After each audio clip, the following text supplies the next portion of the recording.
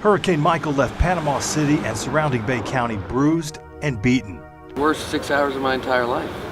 I mean, it was shaking so bad. You know, I've seen quite a few hurricanes here, but this is definitely, different, yeah, isn't it? Yeah. This is like a bomb went off. It's really weird. The Category 4 storm also left a laundry list of problems the area will be dealing with for months, if not years to come.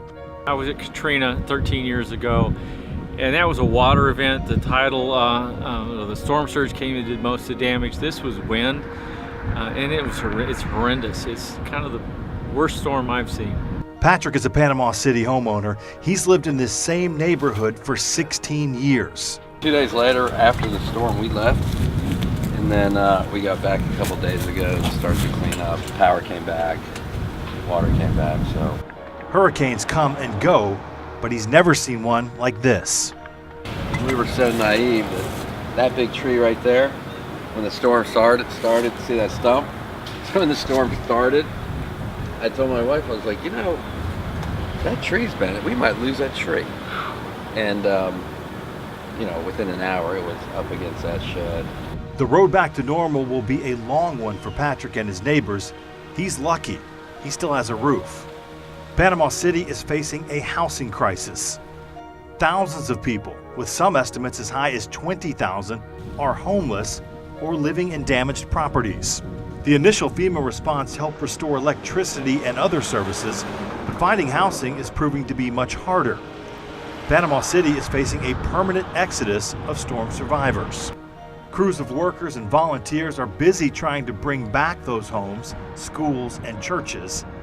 But will there be enough time for those left without a roof over their head, without a school for their children, without a worship community they've come to count on?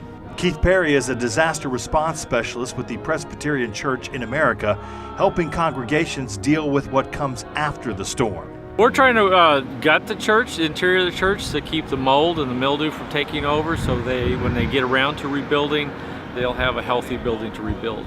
FEMA is stretched thin, dealing with disaster response efforts in the Carolinas and other areas.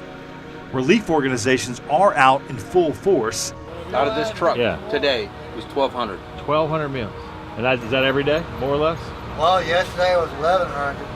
The day before that was 800. Other organizations are providing water, supplies, and social services. Cleaning kits, some need clothes. Whatever they lost. But one thing no group can provide is an immediate return to normalcy.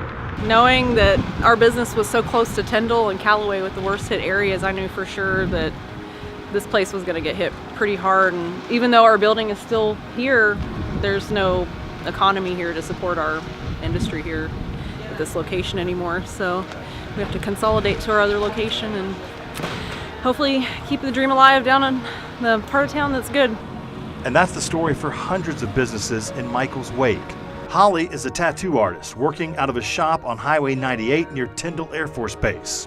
Tyndall was heavily damaged by Michael, all but destroyed, with the Air Force evacuating 11,000 personnel, removing a projected $2.5 billion impact from the local economy, with some 20,000 jobs connected to the base in some fashion. We'd work with print shops and stuff, and even my buddies their business is no longer there, so it's kind of a web of interworking businesses that just need each other to survive, and it's kind of sad to see. How long will it take to bring this area back?